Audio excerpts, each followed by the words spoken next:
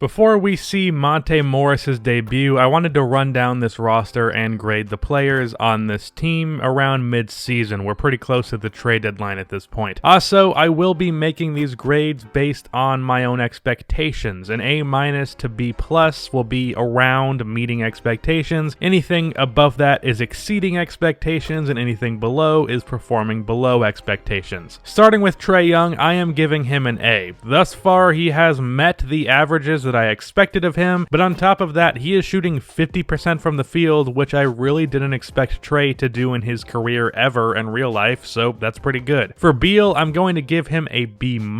He has been efficient, but he's only averaging 20. I expected more production than that. For Grant, he gets an A-, playing good defense, grabbing rebounds, shooting 40% from 3, exactly what I expected. John Collins would get like a B-, but the reason for that is my fault. I forgot to turn up his three-point tendency, so he has only taken less than 2 threes a game. Other than that, he's averaged 19 and 10, which is what I wanted out of him, so I'm going to give him an A- because it's my fault for not turning up his tendency. Otherwise, I would be disappointed. Clint Capella gets a B. He has been fine, but his rebounds per game are a bit low. I wanted like 14 a game from him, but he's only averaged just under 12. Other than that, he has met expectations. Off of the bench, I can't say shit about Monte Morris. He hasn't played yet, so yeah. Kevin Huerter gets a C+.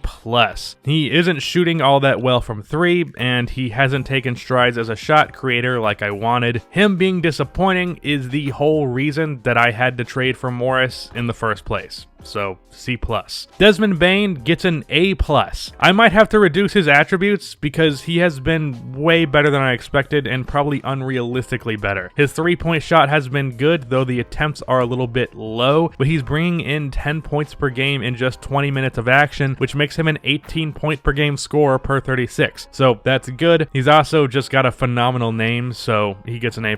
Mo Harkless has been fine. He gets a B+ by default. He really only plays 8 minutes a game because with Collins and Grant, I usually don't need another power forward all that much. He isn't making his threes, but I also didn't expect him to. Playing defense, Mo Harkless is fine. Now, Dwayne Dedmon has played the defense that I want. He's grabbed some rebounds, but he is also shooting poorly from the field and from 3, like really poorly, so I have to give him a C. And setting at the deadline, could we make some moves? Yes, but really the main move was already made with Monte Morris, and I don't think I need to make any major changes. I could find a better backup power forward, but there aren't many minutes available, so I think we'll just stick to what we have. Now let's get into the debut of Monte Morris.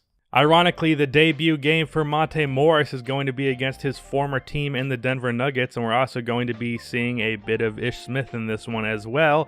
But Trae Young with the finish over Jamal Murray, and then Bradley Beal with the double step back on Gary Harris, so a good start for both of those guys.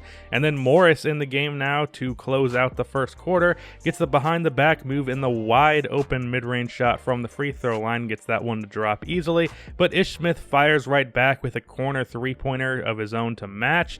But Morris is going to be the one who wins this matchup as he gets that layup to go over Ish, a layup that doesn't go in 9 times out of 10 in 2K just because there's a guy in the general vicinity. John Collins with a really nice block on Jahlil Okafor, and then Morris drops it down low to Beal, who finishes the layup on the break. Closing out the first quarter now, Morris gets Ish off of him, and he pulls up from mid-range with the bank shot, having 6 points now to start. Will Barton missing that three-pointer, and Collins with the rebound, and then Morris pushing it up, gets it to Huerter, and he throws down the dunk to close the first quarter. And then starting the second, Morris in the pick and roll with Capella, able to pull up from mid-range. Probably could have laid that one up, but I was afraid of Tristan Thompson coming by. This is definitely a weird offseason that the Denver Nuggets had, and by weird, I mean probably bad, because they gave like $25 million in total to Tristan Thompson and Jahlil Okafor. I can't think of a bigger waste of $25 million for this team than those two. Bradley Beal with the pick and fade with John Collins. This is easily the best game that I've ever had with John Collins, as he really could not miss any type of shot I was giving him. And it was good because both Trae and I believe Beal weren't really having great shooting nights, as Trae gets that three-pointer right as I'm saying that, and then Beal gets one of his own right here over Jamal Murray. But in general, they were not having great nights. Jamal Murray actually getting a three-pointer in the same spot as Bradley Beal, closing out this first half. Trey dumps it down to John Collins, who gets the reverse layup. Notice how packed that paint is. That's one of the issues that I have with Clint Capella, and it's the reason why I need John Collins to be able to do things like that.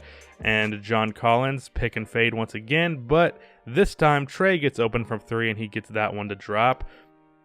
Crossing over Jamal Murray, and then for whatever reason, Gary Harris is trying to get a charge in the paint in the restricted area, and Beal finds himself wide open for three, and he gets that one to drop. Beal, with this rookie on him, gets it to Morris for potentially the most casual jump shot I've seen in my life.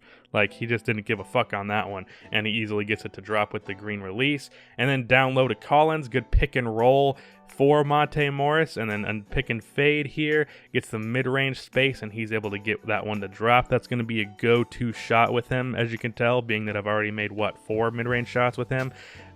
Somehow our defense allows Nikola Jokic to just walk into the paint and throw down a dunk, which is not something that happens every day, but Morris getting that layup. 17 points already in the third quarter, ain't even over. I only really have a full bench unit in at the start of the fourth quarter, so both Beal and Trey can get rested, so he even has a full 3 minutes where it's just the Monte Morris show, and we're starting it right here as he gets to the basket and then drops that to Mo Harkless, and he manages to get Mo Harkless to score a basket that's not a wide open layup or dunk. That is a feat in of itself. Desmond Bane wide open from three in the corner. You're not finding that kind of space with Ish Smith leading the offense. And then Morris baseline fading away for the mid-range shot. But we're going to get the starters in here in a minute. Michael Porter Jr. making that baseline step-back jump shot. Trae Young missing his step-back jump shot with the starters now in the game. And with a 14-point lead, watch us quickly blow it as Jamal Murray is easily able to finish over Trae Young.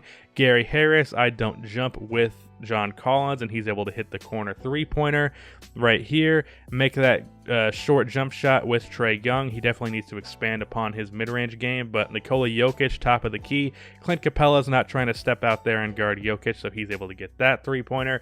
Trae Young able to get this three-pointer to put a little bit of more space in between us and the Nuggets, going to the basket, throwing the lob to Clint as Jokic tried to bring the help defense, but Jamal Murray getting the and one, making this just a 7-point game. Bradley Beal missing that mid-range shot, and Tristan Thompson grabbing the rebound. And then on the break, Gary Harris gets it to Michael Porter, and no one is there to stop him. So now just a 5-point game with a little under 2 minutes to go. Bradley Beal with the mid-range pull-up at the free throw line, which really helpful that he got that one to go, but Jokic able to finish this layup right here. So we need to get a bucket to put this one away, and really short jump shot by John Collins is what does it, as John was the one making all of his shots all night, so it's only fitting that he's the guy that puts this away. But it's not over yet, because we just decide to let Michael Porter Jr. get a wide open dunk. And I try to throw the lob to Collins, but it's not there. And then Gary Harris not opting for the three-pointer. I get sucked into an animation where I get stuck on him going to the basket, but luckily they don't force the and one. That would have really pissed me off because I was trying to give him the wide open layup. So we walk away from this game winning by just 1 point. John Collins with 24 and 11 for 18 shooting. Trae Young shot all right, but it just wasn't getting enough shots. Monte Morris, I'm probably not going to shoot this much with him in other games, but I really just wanted to see what he could do. I took a couple reckless threes, that's why he's 1 for 6. Didn't get enough shots with Beal that game, but overall, solid game for us. Monte Morris really showed out off of the bench and has me pretty damn happy with that move. In the next episode, we are going to be going over the playoff picture, as I didn't really feel like playing the rest of the regular season, so look forward to that in episode 5.